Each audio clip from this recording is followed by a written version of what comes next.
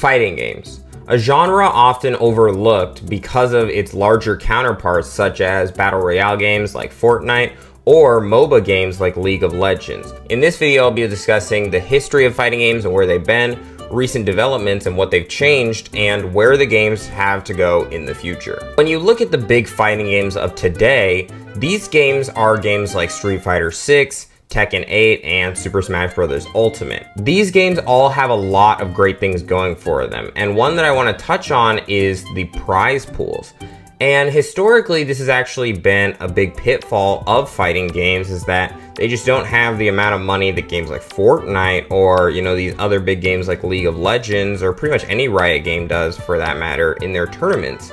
But as of recent, you've had fighting games with very large prize pools up to as big as Street Fighter 6's Capcom Cup, which has a $1 million first place prize, which is just out of this world. There have also been other fighting games with higher developer support in their prize pools, such as Tekken 8 and Mortal Kombat, which I think, although these are still lower prize pools than, maybe these FPS titles or a Riot game, I think this goes to show that these are really growing and that these developers are taking it a lot more seriously than they used to, which is always going to be a good sign. Historically, a couple challenges that have plagued the fighting game community in its past have been the prize pool being one of them, and that's just because it's hard to really get invested in a game if you don't think that there can be a lot of return on investment within it. So now that a lot of these games are getting a lot of investment from their developers, I really believe that they will begin to grow moving into the future. And another big problem that has plagued fighting games historically is just the player base being a lot lower than a lot of other multiplayer game genres. And I believe this can mainly be attributed to the fact that a lot of people seem to think that fighting games are very, very difficult, and that you really have to grind a ton to become, even decent at these kinds of games. But just like the other issue, I think these are really being worked out as well, because if you look at a lot of fighting games in the modern day, they'll have what's called a modern control scheme. And this essentially just makes a lot of things that people tend to find quite difficult a lot more simple. And I think this is good because although maybe people who are really grinders like myself will feel like we put in a lot of time and energy and these people can just do it very easily now, I think it's still good to give that amount of accessibility to a brand new player base, because it will bring in and expand the community of the game, which is overall just a great thing.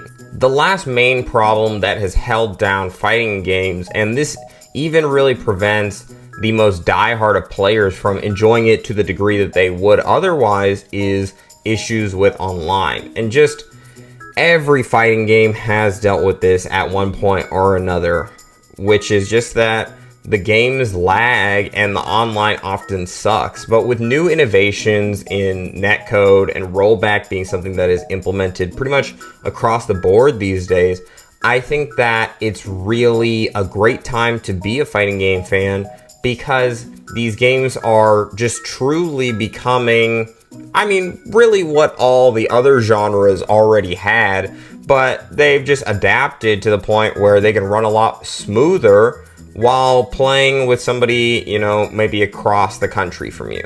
So I think that's really cool as well. I think that a major sign that fighting games are on the rise is the fact that Riot Games has been developing a fighting game of their own, Project L. And I think this really means a lot, because every single Riot game that has ever come out is really a masterpiece. Whether you like it or not, these games do extremely well commercially. Pretty much everybody has played or heard of League of Legends or Valorant, because these are just massive, massive titles. And even games like TFT, which are part of more obscure genres, will still become really big just to have Riot support behind it. So a Riot fighting game is like a dream come true for a lot of people. And I think this goes to show just where we're going. They wouldn't make this if they didn't think it had a chance of succeeding. But the fact that they did really goes to show that the game genre is on the up and up, and they wanted to invest in it. And so I think this is a very crucial time. And another company that I want to look to here is Nintendo. Super Smash Bros. Ultimate is one of the biggest fighting games of all time, and probably the most well-known one. I think more people know Super Smash Bros. Than any other fighting game. And a lot of people may not even consider it a fighting game for that reason, but I think Nintendo has a really big opportunity here. Now that fighting games are becoming bigger than ever, the biggest one on the main stage coming out on the next Nintendo console has the opportunity to just knock it out of the park.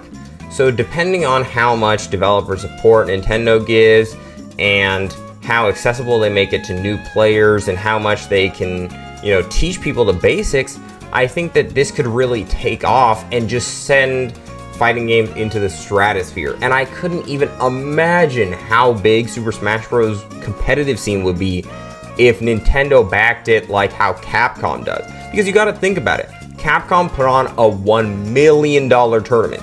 Nintendo is so much bigger than Capcom. Could you even imagine if Nintendo even gave, a tenth of a percent of what they make to a tournament? They could literally put like a $10 million tournament down. It would actually be absurd. But, who knows really what they'll do? The ball is in their court. So in conclusion, fighting games are not as big as shooters or MOBAs. But with growing prize pools, growing player bases, and Riot Games investment, I think it's clear to see that the FGC is on the up and up. Do you think that fighting games are dying? Or do you agree with me that fighting games will actually rise in the near to distant future and that they may become one of the powerhouse genres going into the next generation of gaming? Be sure to leave your comments down below on what you think about this, and please be sure to like and subscribe. See ya. Some of y'all go get a wash, some of y'all just go pop shit, some of y'all just go talk, but none of y'all ain't really got shit, some of y'all just look lost.